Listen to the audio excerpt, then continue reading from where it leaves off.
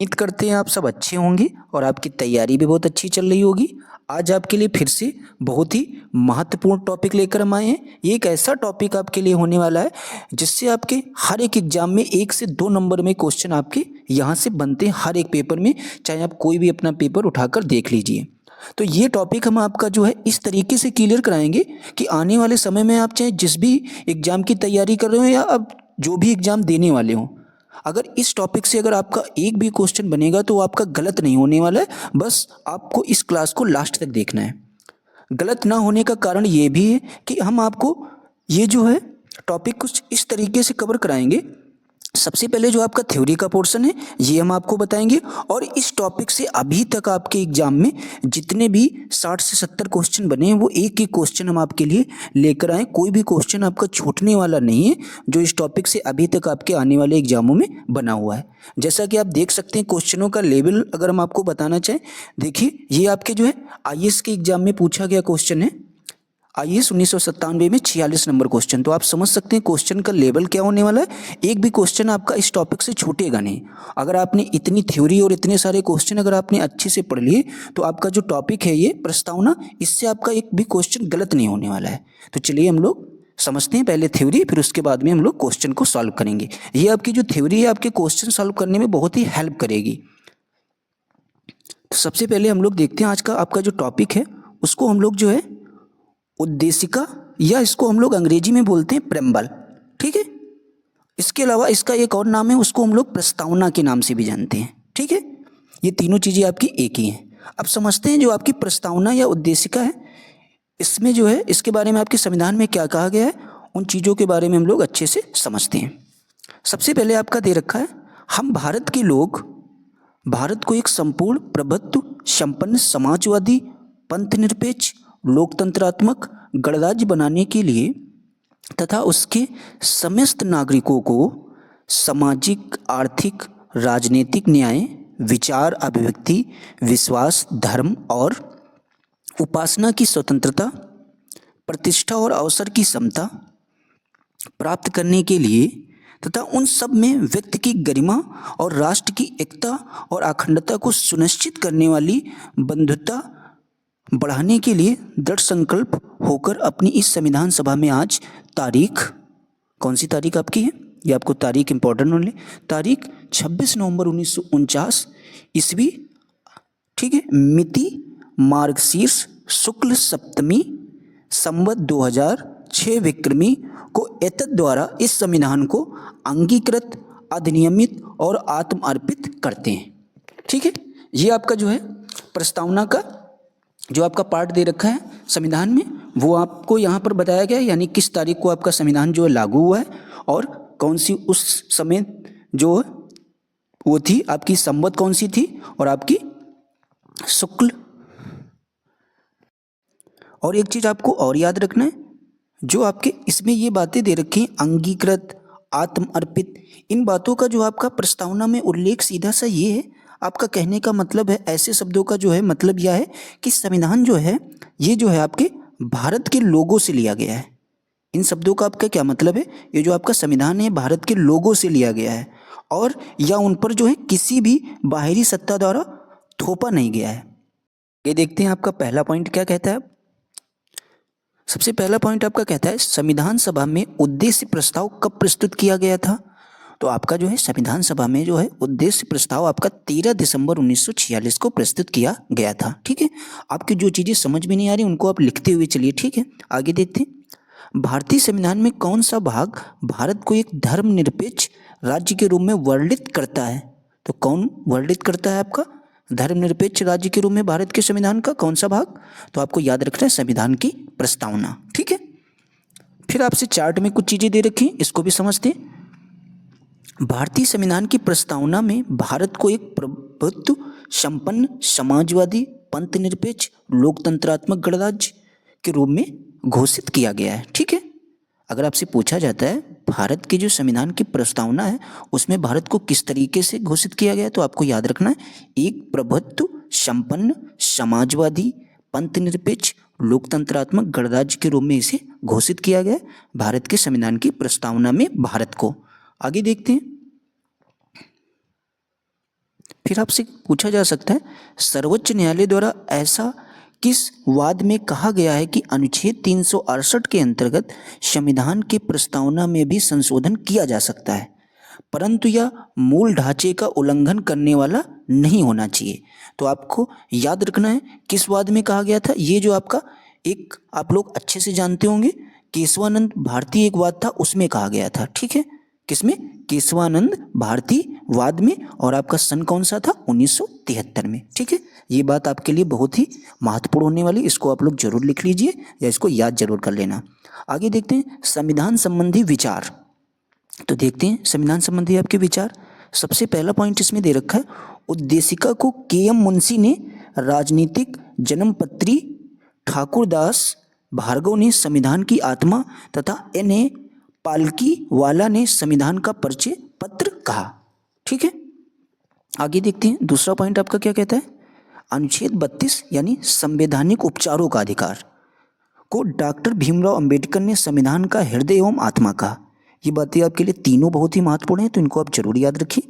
आगे कहता है सर अर्नस्ट बार्कर ने प्रस्तावना को संविधान का परिचय पत्र कहा। ठीक है, ये तीनों बातें आपके एग्जाम में पूछी जा चुकी हैं, तो इनको आप लोग जरूर याद कर लीजिए। आगे देखते हैं, फिर आपसे पूछा जा सकता है आपके एग्जाम में कि भारत के संदर्भ में पंथ निरपेक्ष शब्द का सही भाव क्या है। तो आपको बस इतना सा याद रखना है, पंथ निरपेक्ष शब्द का जो आपका सही भाव है वो है भारत में राज्यों का कोई पंथ या धर्म नहीं है। ठीक है, यही आपका पंथ निरपेक्ष शब्द का आपका सही भाव यानी सही अर्थ है। ठीक है, आगे देखते हैं उद्देशिका में सम्मिलित सामाजिक, आर्थिक, राजनीतिक न्याय के तत्व किससे संबंधित हैं। तो ये जो आपके चारों तत्व हैं, सामाजिक हो, आर्थिक हो या राजनीतिक न्याय, ये जो आपके 1917 की रूसी क्रांति से संबंधित हैं। किस क्रांति से? 1917 की रूसी क्रांति से। आगे देखते हैं उच्चतम न्यायालय ने किस वाद में यह धारणा प्रस्तुत की कि उद्देशिका संविधान का अभिन्न अंग है। तो आपको याद रखना है किस वाद में यह धारणा प्रस्तुत की थी। आपको याद रखना है SR बोम्मई बनाम यूनियन ऑफ इंडिया। ठीक है, आगे देखते हैं सभी व्यक्ति पूर्णता और समान रूप से मानव हैं। यह सिद्धांत क्या कहलाता है? ये जो आपका सिद्धांत क्या कहलाएगा? सार्वभौमिकता का सिद्धांत कहलाता है, जिसमें सभी व्यक्ति जो है पूर्णता और समान रूप से मानव हैं। ऐसा किस सिद्धांत में कहा जाता है? ये आपका सार्वभौमिकता का सिद्धांत है। आगे देखते हैं भारत में लौकिक सार्वभौमिकता है क्योंकि संविधान की प्रस्तावना आरंभ होती है। तो ये किससे हमारी आरंभ होती है? हम भारत के लोग शब्दों से, यानी we are the people of India. ठीक है, आगे देखते हैं लोक कल्याण शब्द भारत के संविधान की उद्देशिका में नहीं है, बल्कि यह राज्य के नीति निर्देशक तत्व का भाग है। ये बात आपको याद रखनी है। जो आपका लोक कल्याण शब्द है ये जो है भारत के संविधान की उद्देशिका में आपका नहीं है, ये आपका कहाँ है?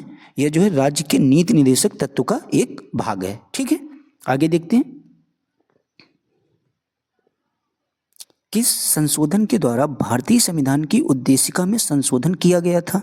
तो आपको ये बात जरूर याद रखनी है, मोस्ट इंपॉर्टेंट ये बात आपके लिए होने वाली है।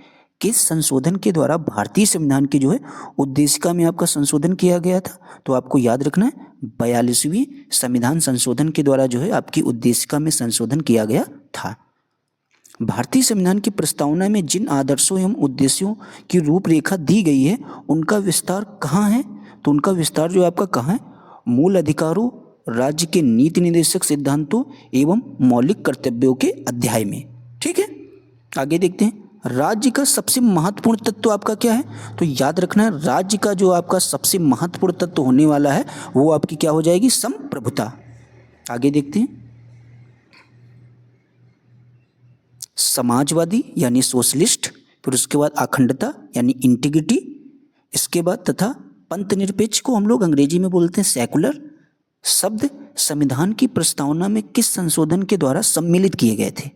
यानी जो आपके ये चार शब्द हैं समाजवादी, अखंडता, पंथ निरपेक्ष, 3 शब्द हैं, ये जो है संविधान की प्रस्तावना में किस संशोधन के द्वारा सम्मिलित किए गए थे। तो आपको याद रखना जो आपका 42वां संविधान संशोधन हुआ था उसके द्वारा इन तीनों शब्दों को जो है संविधान की प्रस्तावना में क्या किया गया था? सम्मिलित किया गया था। आगे देखते हैं उद्देशिका को राजनीतिक जन्मपत्री की संज्ञा किसने प्रदान की? अभी आपने वहाँ पर चार्ट में जो चीज़ें दे रखी थी वहाँ पे आपने पढ़ा होगा, जो राजनीतिक जन्मपत्री की संज्ञा जो है किसने प्रदान की थी? तो आपके के.एम. मुंशी ने। आगे देखते हैं, प्रस्तावना संविधान का अंग नहीं है, उच्चतम न्यायालय ने यह मत किस वाद में व्यक्त किया था? तो आपको याद रखना है, बेरूबारी बनाम संघ मामले में वर्ष 1960 में। आगे देखते हैं, जो आपका चार्ट में इंपॉर्टेंट चीज़ें दे रखी हैं उनको भी समझते हैं। संविधान निर्माण में महत्वपूर्ण भूमिका निभाने वाले संविधान सभा के सदस्य सर अल्लादी कृष्णास्वामी अय्यर के अनुसार संविधान की प्रस्तावना हमारे दीर्घकालिक सपनों का क्या है? विचार है। ठीक है, ये भी बात आप लोग नोट करके जरूर याद कर लीजिए, इसको लिख भी लीजिए। आगे देखते हैं, जो आपकी एक बात यहाँ पर नोट करके दे रखी है उसको भी समझते हैं। गोलकनाथ बनाम पंजाब राज्य के मामले में न्यायमूर्ति एम हिदायत उल्लाह ने उद्देशिका को संविधान की मूल आत्मा कहा। ठीक है, तो ये बात आपको याद रखनी है, किसने जो है संविधान की मूल आत्मा कहा? तो आपको याद रखना है, न्यायमूर्ति एम हिदायत उल्लाह ने जो है उद्देशिका को संविधान की मूल आत्मा कहा। ठीक है, अब आगे देखते हैं, जो भी आपके इस टॉपिक से इंपॉर्टेंट अभी तक आपके एग्जाम में क्वेश्चन पूछे गए, अब हम लोग उनको सॉल्व करेंगे। इनकी जो है आपकी थोड़ी सी रफ्तार इनकी तेज होने वाली है, क्योंकि आपने थ्योरी पढ़ ली है, तो आप इन सवालों का जवाब अब आप लोग आसानी से दे सकते हैं। तो सबसे पहला क्वेश्चन देखते हैं आपका क्या पूछा गया है, समझते हैं। कहा गया, भारतीय संविधान के किस भाग को उसकी आत्मा की आख्या प्रदान की गई है? तो किस भाग को जो है उसकी आत्मा की आख्या प्रदान की गई? अच्छे से आप लोग जानते होंगे, प्रस्तावना को। ठीक है, फिर आपका दूसरा क्वेश्चन कहता है, संविधान निर्माताओं ने किस पर विशेष ध्यान दिया था? तो किस पर विशेष ध्यान दिया था? तो आपकी प्रस्तावना पर। फिर आपसे पूछा गया, भारत में जनप्रिय संप्रभुता, क्योंकि भारत के संविधान की प्रस्तावना शुरू होती है इन शब्दों से। किन शब्दों से शुरू होती है आपके भारत की संविधान की प्रस्तावना? तो आपने पढ़ा होगा थ्योरी में, हम भारत के लोग। तो आपके तीसरे का राइट ऑप्शन डी बिल्कुल सही हो जाएगा। अब देखते हैं 4 नंबर क्वेश्चन आपका क्या कहता है। भारत को गणतंत्र क्यों कहा जाता है?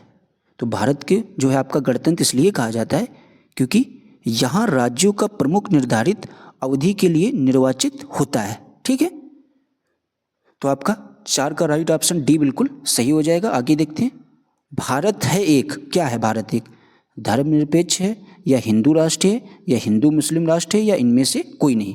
तो आप लोग अच्छे से जानते होंगे, भारत एक धर्मनिरपेक्ष राष्ट्र है। ठीक है, तो आपका 5 का राइट ऑप्शन ए बिल्कुल सही हो जाएगा। 6 नंबर क्वेश्चन देखते हैं, धर्मनिरपेक्षता का अर्थ क्या है?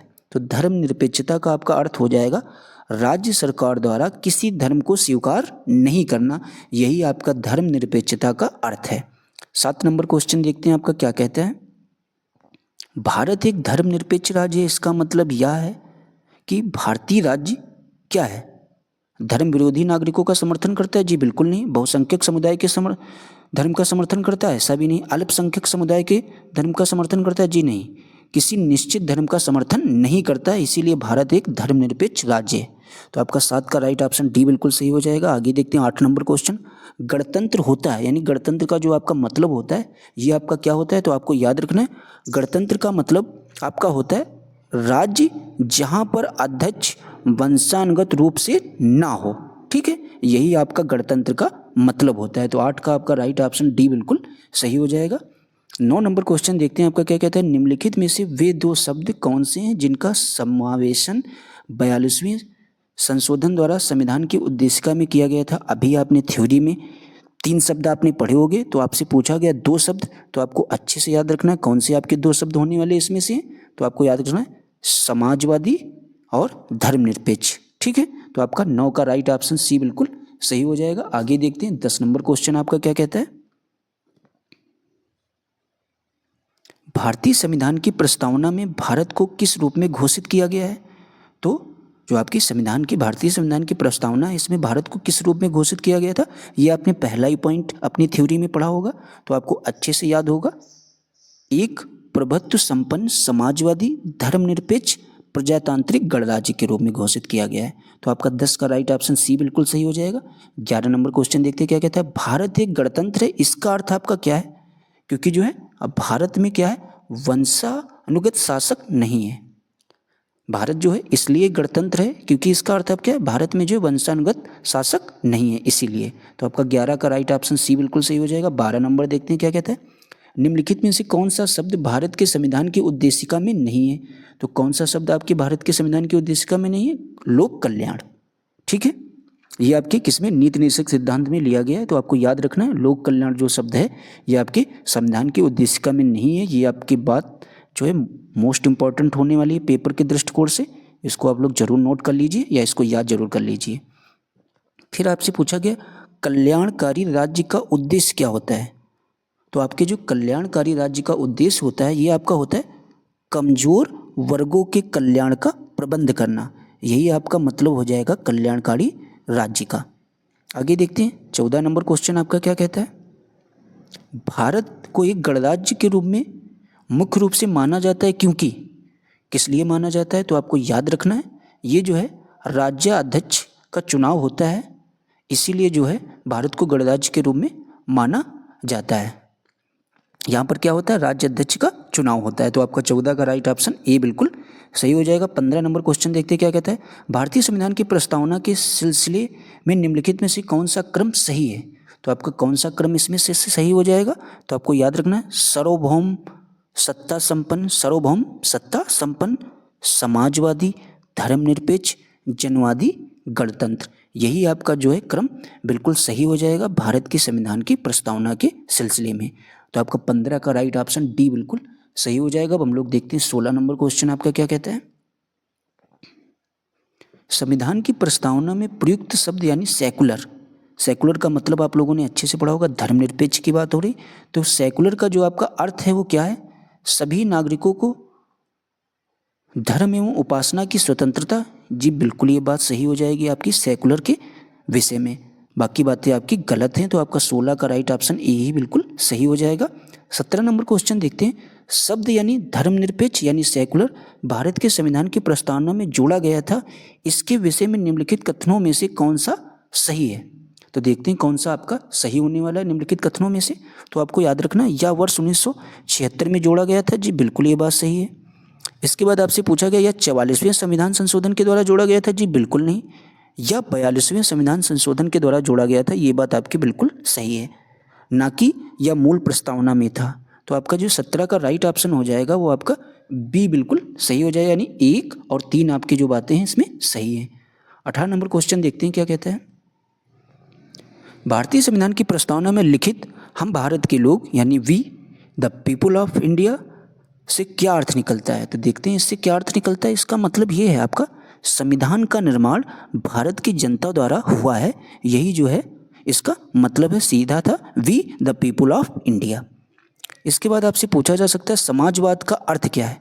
तो आप लोग ये बात अच्छे से जानते होंगे, समाजवाद का जो आपका अर्थ होता है ये होता है सामाजिक न्याय। ठीक है, तो आपका 19 का राइट ऑप्शन क्या हो जाएगा, सी बिल्कुल सही हो जाएगा। समाजवाद का अर्थ आपका सामाजिक न्याय। आगे देखते हैं 20 नंबर क्वेश्चन आपका क्या कहता है, भारतीय संविधान में समवर्ती सूची किसके संविधान से ली गई है। तो इससे पहले जो हमने आपको टॉपिक कराया था संविधान के स्रोत वाला, वहाँ पर इस क्वेश्चन को हमने बताया भी था। तो आप लोगों को ये बात अच्छे से पता होगी जिन लोगों ने वो क्लास देखी होगी। जो आपकी समवर्ती सूची है ये संविधान में किसके संविधान से ली गई। तो आपको याद रखना ये आपके जो है ऑस्ट्रेलिया के संविधान से ली गई है। तो आपका 20 का राइट जवाब डी बिल्कुल सही हो जाएगा। आगे देखते हैं 21 नंबर क्वेश्चन आपका क्या कहता है, भारतीय संविधान की आत्मा किसे कहा जाता है।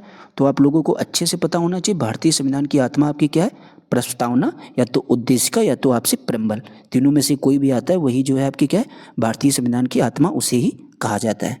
आगे देखते हैं, भारत में लौकिक सार्वभौमिकता है क्योंकि संविधान की प्रस्तावना प्रारंभ होती है। किससे प्रारंभ होती है संविधान की प्रस्तावना, आप लोगों ने थ्योरी में अच्छे से पढ़ा होगा, हम भारत के लोग शब्दों से। फिर आपसे पूछा गया भारतीय संविधान की प्रस्तावना पर किस क्रांति का प्रभाव नहीं झलकता है। तो किस क्रांति का प्रभाव जो है भारतीय संविधान की प्रस्तावना पर नहीं झलकता है। तो आपको याद रखना है 23 का आपका राइट जवाब हो जाएगा, चीन की क्रांति का जो है प्रभाव नहीं झलकता है। तो आपका 23 का राइट ऑप्शन डी बिल्कुल सही हो जाएगा। 24 नंबर क्वेश्चन देखते क्या कहता है, मूल भारतीय संविधान के अनुसार भारत एक, तो भारत एक क्या है आपने थ्योरी में अच्छे से पढ़ा होगा, प्रभुत्व संपन्न लोकतंत्रात्मक गणराज्य है। ठीक है, ये तीनों बातें जो है भारतीय संविधान के अनुसार भारत एक क्या है, प्रभुत्व संपन्न लोकतंत्रात्मक गणराज्य है। 25 नंबर क्वेश्चन देखते हैं आपका क्या कहता है। संविधान के अंतर्गत भारतीय लोकतंत्र के आदर्शों को हम कहाँ देख सकते हैं? तो कहाँ देख सकते हैं हम लोग हैं, तो ये बात आपको अच्छे से याद होनी चाहिए। ये हम लोग प्रस्तावना में देख सकते हैं। संविधान के अंतर्गत जो भारतीय लोकतंत्र के आपके आदर्श कौन कौन से हैं, तो हम लोग कहाँ इसको देख सकते हैं, भारतीय संविधान की प्रस्तावना में। आगे देखते हैं 26 नंबर क्वेश्चन आपका क्या कहता है। 42वें संविधान संशोधन अधिनियम 1976 द्वारा प्रस्तावना में किस शब्द को नहीं जोड़ा गया था? तो आप लोगों ने अच्छे से पढ़ा होगा, वहाँ जो है आपके कौन से शब्द जोड़े गए थे, 3 शब्द वहाँ पर जोड़े गए होंगे। आपने अगर थ्योरी अच्छे से पढ़ी होगी तो वहाँ पर हमने बताया था 3 शब्द आपके जोड़े गए थे, कौन कौन से, धर्मनिरपेक्ष, समाजवादी, एकता और अखंडता। ये शब्द तीनों आपके 42वें संविधान संशोधन अधिनियम में जोड़े गए थे, ना कि गुटनिरपेक्ष। ये आपका नहीं जोड़ा गया था, यही आपसे पूछा गया है कौन सा शब्द नहीं जोड़ा गया था। तो 26 का आपका राइट जवाब सी बिल्कुल सही हो जाएगा। 27 नंबर क्वेश्चन देखते हैं क्या कहता है। भारतीय संविधान की प्रस्तावना के बारे में कौन सा कथन सही है? तो आपका कौन सा कथन भारतीय संविधान की प्रस्तावना के बारे में सही हो जाएगा? तो आपको याद रखना है, उक्त शब्द 1976 में संशोधन द्वारा जोड़े गए। ये बात आपकी बिल्कुल सही हो जाएगी। तो आपका 27 का राइट जवाब बी बिल्कुल सही हो जाएगा। अब हम लोग देखते हैं 28 नंबर क्वेश्चन आपका क्या कहता है, उसको भी हम लोग समझते हैं। भारतीय संविधान ने किस प्रकार के लोकतंत्र को अपनाया है?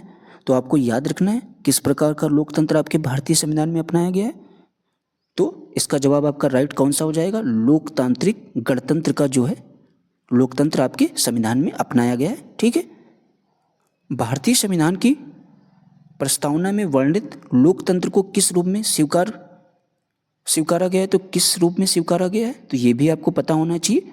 राजनीतिक राजतंत्र, सामाजिक राजतंत्र, आर्थिक लोकतंत्र, तो ये आपकी तीनों बातें सही हैं। तो आपका 29 का राइट जवाब आपका डी बिल्कुल सही हो जाएगा। ठीक है, आगे देखते हैं 30 नंबर क्वेश्चन आपका कहता है, भारतीय संविधान की प्रस्तावना के अनुसार भारत के शासन की सर्वोच्च सत्ता किसमें निहित होती है?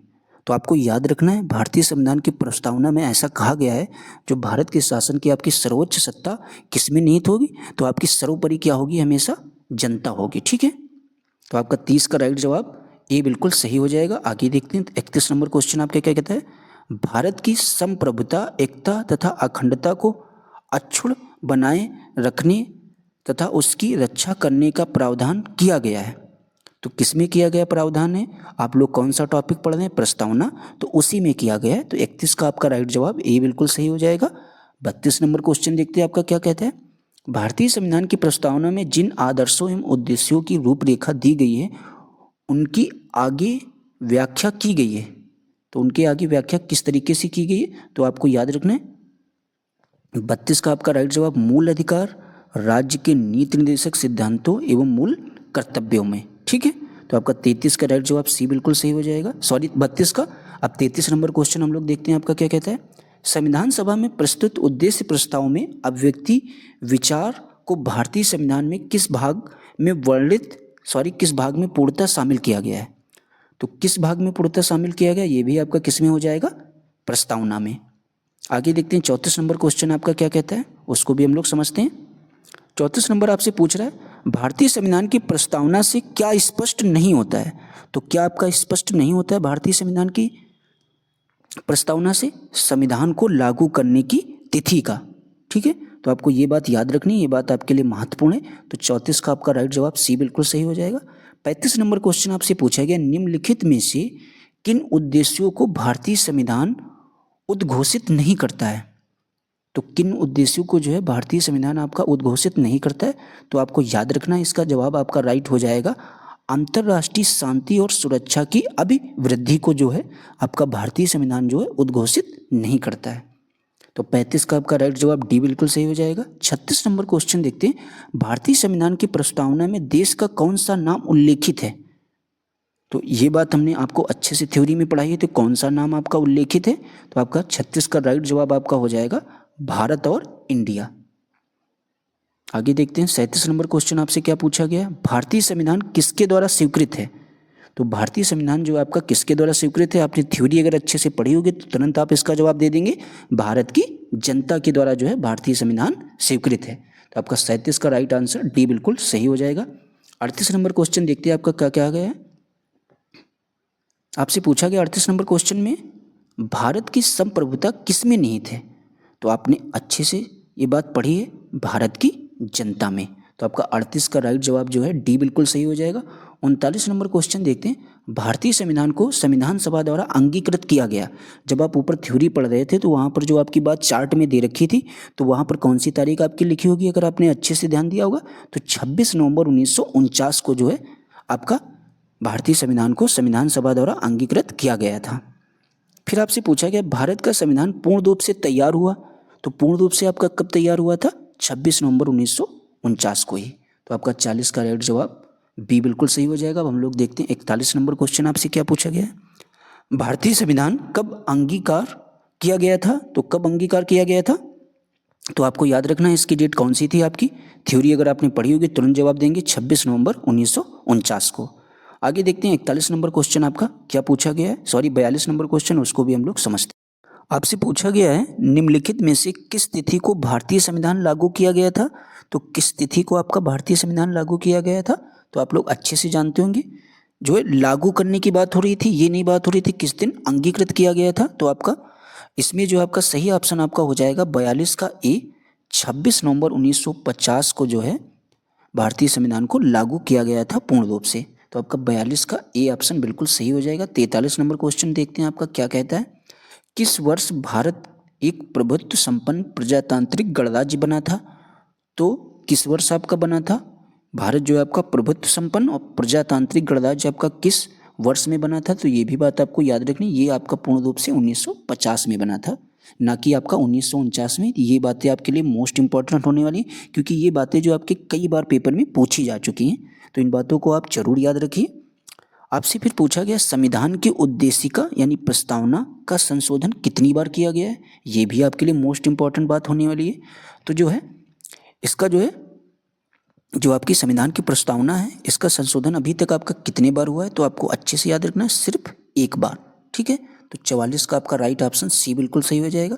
45 नंबर क्वेश्चन देखते हैं आपसे क्या कहा गया है। भारत के संविधान की प्रस्तावना में प्रथम संशोधन कब किया गया था। जो आपका प्रथम संशोधन है, अगर आपने थ्योरी अच्छे से पढ़ी होगी तो इस क्वेश्चन का जवाब आप आसानी से दे सकते हैं। तो आपका सन 1976 में। ठीक है, आगे देखते हैं 46 नंबर क्वेश्चन। ये थोड़ा सा आपके लिए हार्ड होने वाला है, तो इसको हम थोड़ा ध्यान से पढ़ते हैं।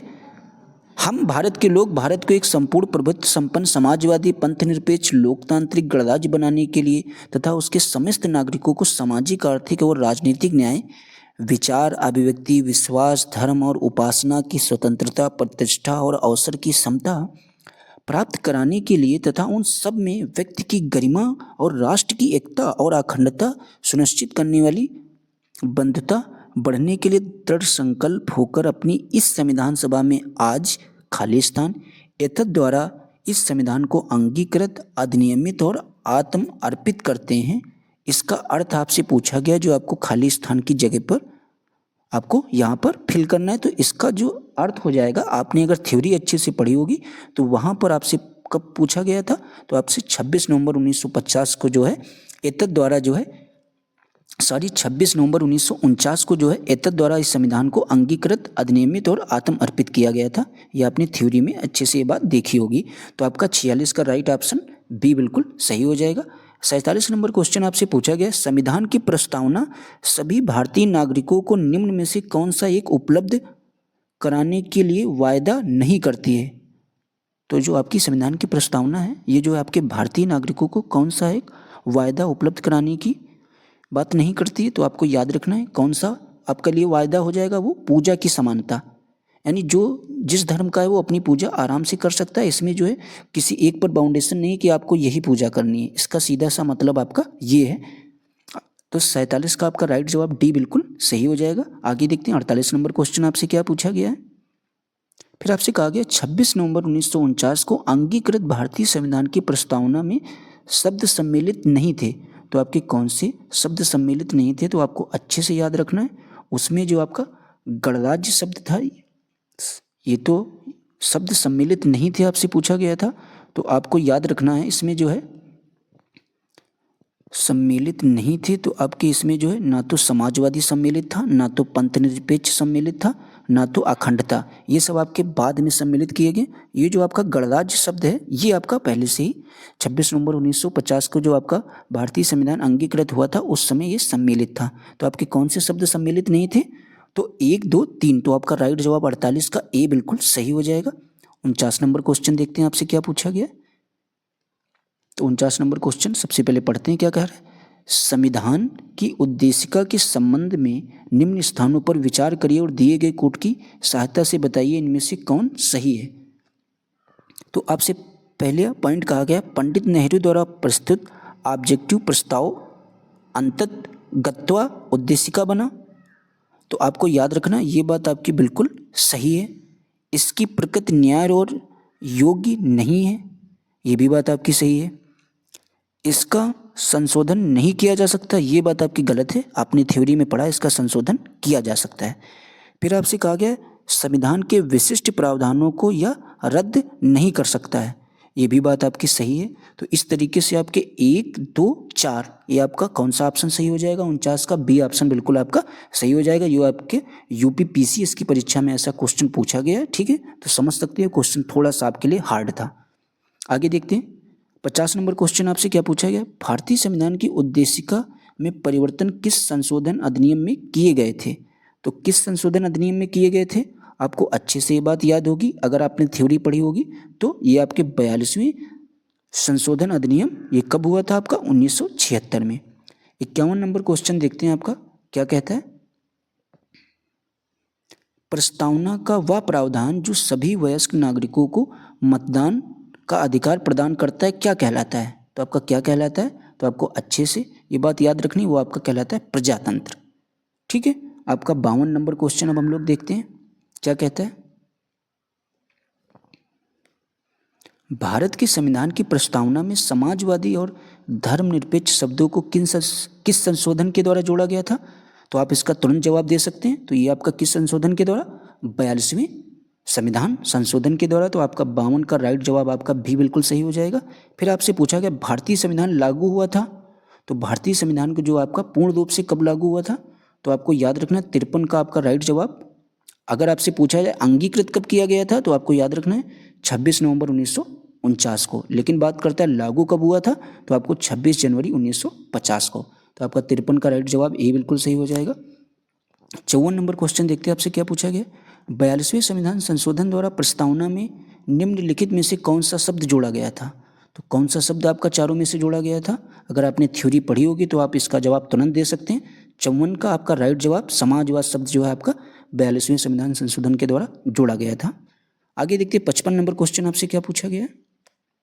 पूछा गया भारतीय संविधान में किस भाग में स्पष्ट रूप से घोषणा की गई है कि भारत एक धर्मनिरपेक्ष राज्य है? तो किस भाग में स्पष्ट रूप से ऐसा कहा गया है? तो आपको याद रखना है इसका जवाब अच्छे से। ये जो है संविधान की आपकी प्रस्तावना में कहा गया है, ठीक है, कि भारत क्या है? एक धर्मनिरपेक्ष राज्य है। तो 55 का आपका राइट जवाब भी बिल्कुल सही हो जाएगा। 56 नंबर क्वेश्चन देखते हैं आपका क्या कहता है, इसको भी हम लोग समझते हैं। संविधान की प्रस्तावना में भारत को कहा गया है, तो जो आपकी संविधान की प्रस्तावना है इसमें भारत को आपका क्या कहा गया है? सर्वसत्ताधारी, समाजवादी, धर्मनिरपेक्ष, लोकतांत्रिक गणराज्य कहा गया है, ठीक है। ये आपके लिए क्वेश्चन बहुत ही महत्वपूर्ण होने वाला है। ऐसा क्वेश्चन जरूर आपको आने वाले एग्जाम में देखने को मिल सकता है इस टॉपिक से। आगे देखते हैं जो कि आपका लास्ट क्वेश्चन होने वाला है आज की क्लास का। भारतीय संविधान का प्राधिकार स्रोत कौन से हैं? तो भारतीय संविधान के जो आपके प्राधिकार स्रोत आपके कौन से हो जाएंगे? तो मेन आपका प्रमुख स्रोत कौन है? भारत के लोग। यही आपका लास्ट क्वेश्चन था। तो उम्मीद करते हैं आपको हमारी क्लास पसंद आई होगी। तो प्लीज़ आप लोग वीडियो को ज़्यादा से ज़्यादा लोगों में शेयर ज़रूर कर देना और आप लोग चैनल को लाइक और सब्सक्राइब भी कर देना। Thanks for watching. और ऐसे ही आपको ढेर सारी वीडियो इस चैनल पर मिलती रहेंगी ताकि आपका जो जीएस की वजह से आपका जो सिलेक्शन रुकता है वो आपका रुकेगा नहीं, क्योंकि हम इस तरीके से आपके लिए टॉपिक की पहले थ्योरी फिर उससे संबंधित आपके लिए जो महत्वपूर्ण क्वेश्चन है वो सारे क्वेश्चन जो अभी तक आपके एग्जाम में बने हुए हैं और जिनकी बनने की संभावना है वो सब हम आपको कवर कराएंगे। Thanks for watching.